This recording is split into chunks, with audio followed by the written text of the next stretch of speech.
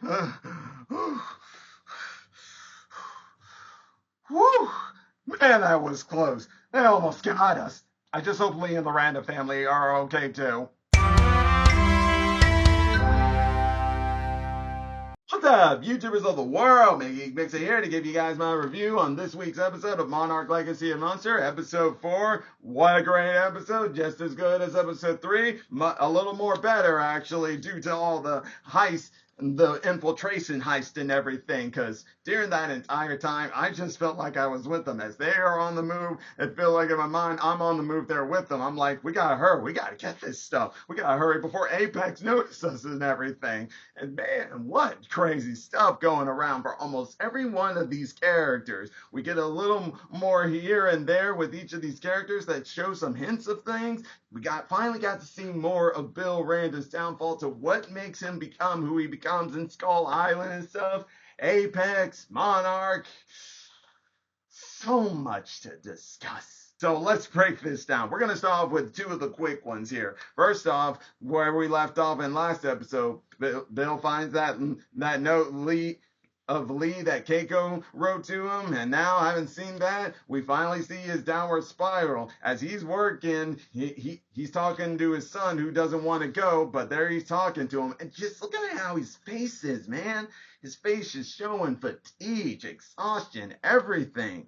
And is it because he's heartbroken over finding the letter and seeing that Keiko loved Lee too, if not more, or who knows? Now that one's up for debate that the fandom can just dispute about.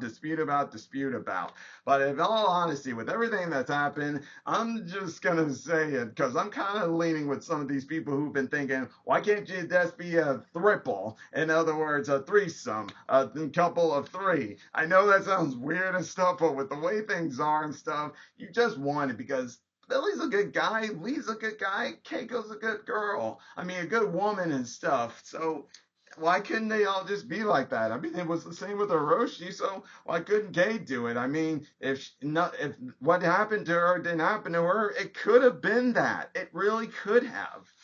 Who knows?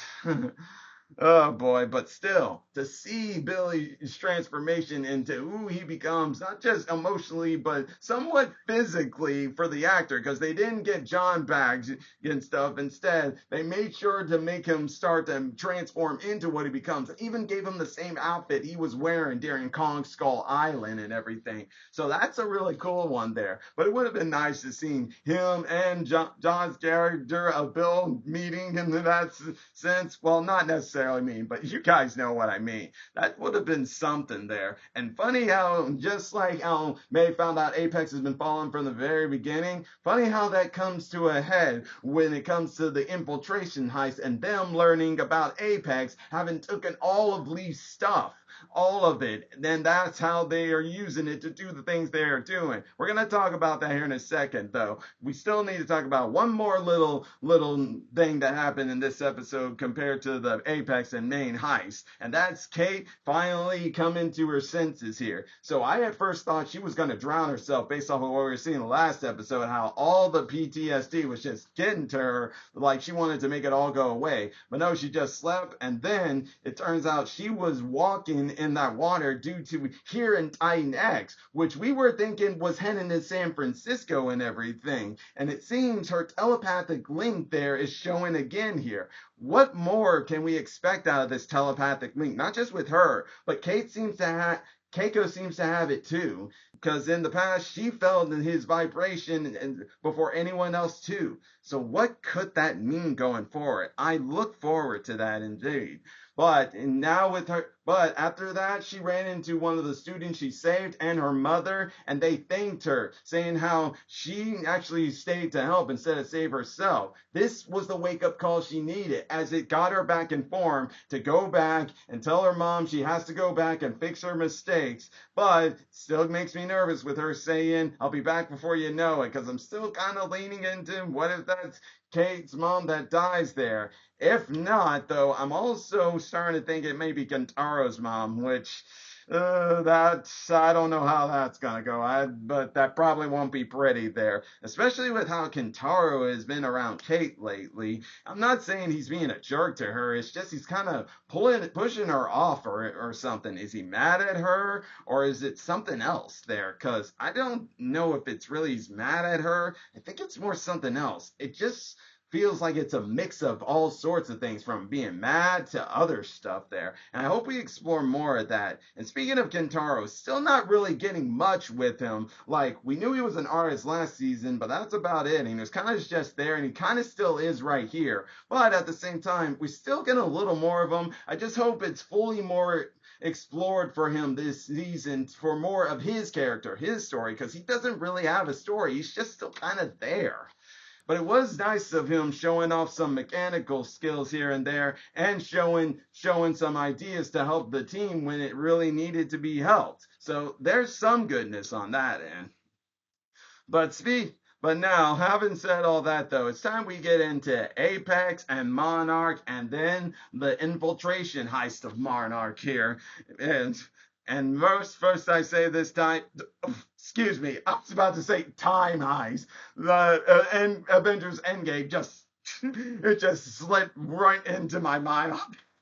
Apologies, guys. Apologies. But hey, we're just people here. We can screw up that. But back on to it here. The time heist, man, was it a thing of beauty there. Every time it kept getting to that scene with all of them working to get ready for it and then them in it, I was just like, oh yeah, we really got to get to work. Like I was in there myself as they were all working together there with Mei, Kentaro, Hiroshi, Keiko, Lee Shaw, all out there and stuff. And let me just say, for the pre thing they needed to do to get in there, where Kentaro and Lee were in that bar looking like it should have started a fucking fight. Oh man, that was so funny. Kurt Russell, the genius. He's a genius. This guy is awesome. Oh man, that was so cool. And yeah, May, with her hacking skills and making sure to help the team infiltrate with a fake alarm, and then helping Keiko and Hiroshi get to the spot they needed to, which by the way led into a nice little scene with Hiroshi and Keiko in the elevator there, and him having the time of his life, saying how he always dreamed of doing this with his family because he knew that with them not always being around, he thinks it was because they were saving the world. Showing that, yeah, he didn't like it, but maybe as he got older, he began to understand it more. And now that he's in it, he is just having so much fun with that and everything. And that was a great moment right there. But man, what a man, so close call moment there as they were trying to get in, but they couldn't get in because May had to distract Brenda, I believe her name was. I keep forgetting her name.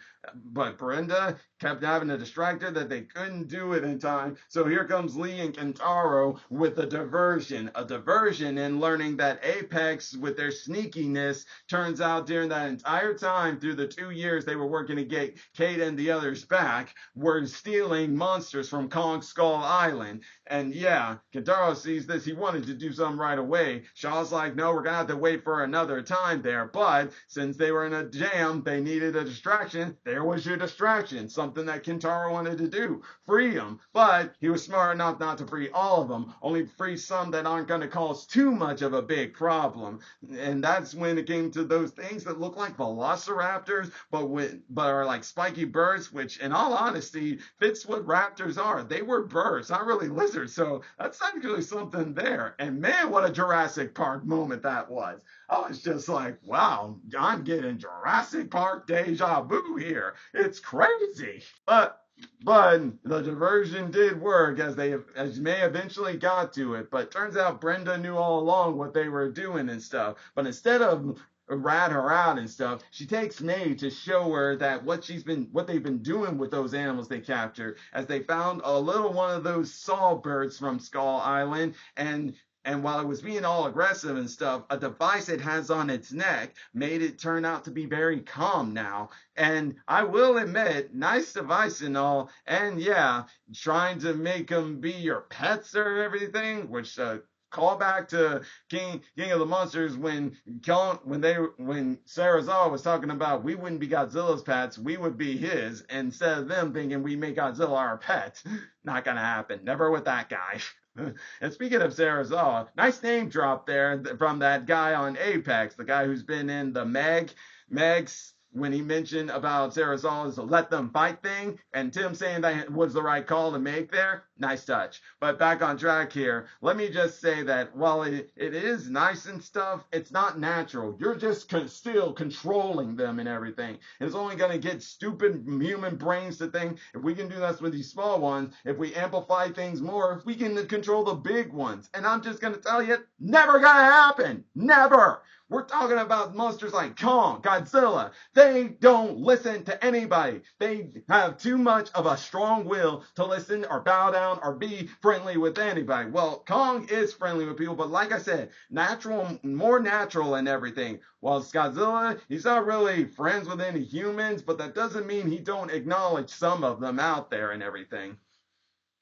But still, May sees this, and after her team leaves, she decides to stay with Brenda, believe in Brenda's idea might be of some use in some way. What could that way be, though? I just can't help but wonder, what could that way be? I guess we'll have to find out as the series goes on, because I'm very interested in what she's thinking, because I'm starting to think whatever it is she does with Brenda, that's what helps lead to MegaGodzilla, which I'm sure that's not what May was intending for it to do, but it ended up doing that anyway. Because Apex, a big organization. I mean, look what they did. They make Monarch look like fools in this episode. Monarch thinking they're following a Titan who it looks to be going to San Francisco, but it was nothing but a hoax. They were just following a whale, and that made Monarch look bad as it caused a false alarm of panic in San Francisco. And that's not going to bode well with how people are going to look at Monarch now and everything. And that's just going to give Apex more power that they can control there.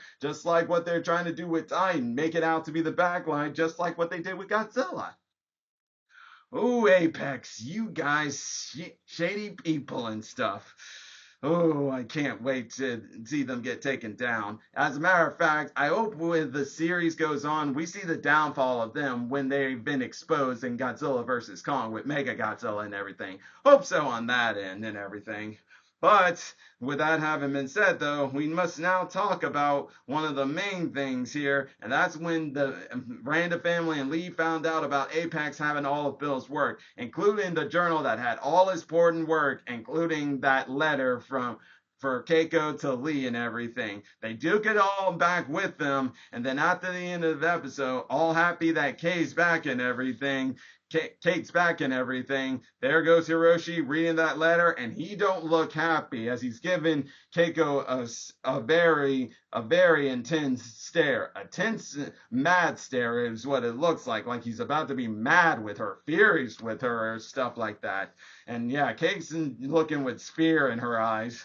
Oh boy, because that's where the episode ends, and that just makes me wonder what's going to happen next episode. Because one thing we know is that it looks like they're going back to where they first discovered Titan X back in the past and stuff, because that's where they found it with Lee's work and everything. And that's where I believe Kate's going to have her face-to-face with Titan X that we saw in trailers and everything there. And then, of course, there's also the fact with this, how will Hiroshi react? Will he be mad at first? Because truthfully, naturally, that'll happen with humans, that they kind of forget their own things that make them be hypocritical in the end. So hopefully it's a temporary thing, and he realizes that he can't be one to talk. He's no different, really, and everything. So, but even still, though, I may go wonder what does that do with his relationship with Shaw? Because this is the first time in this episode we've seen those two actually talk to each other. Sure, they were in the same room, but we didn't see them talk to each other. Whereas this one, and he's really looking at disdain with Lee and stuff. Why is that and everything? Could it be that he blames also Lee for not saving his mother, and maybe that being the downfall? Well, he can't really do that and stuff. This one may make it be that when he's reading that letter, thinking it's Lee's fault his family broke up in the first place, when really Keiko had a heart in it too and stuff. But all I know is that I just really hope it doesn't burn down so badly. Especially, let's say Cate sees this and she starts to feel different about Shaw after everything Shaw's done for her, which I highly doubt, but you never know. But guys, this was an amazing episode. So much to unpack here. So much I wish I could unpack, but I'm going to just go ahead and leave it all at that, guys. And hey, if you enjoy my videos, all you got to do is click that like button, subscribe to the channel, hit the bell icon to be notified when I make more videos. And until then, Mega Geek Mixer signing out. Bye.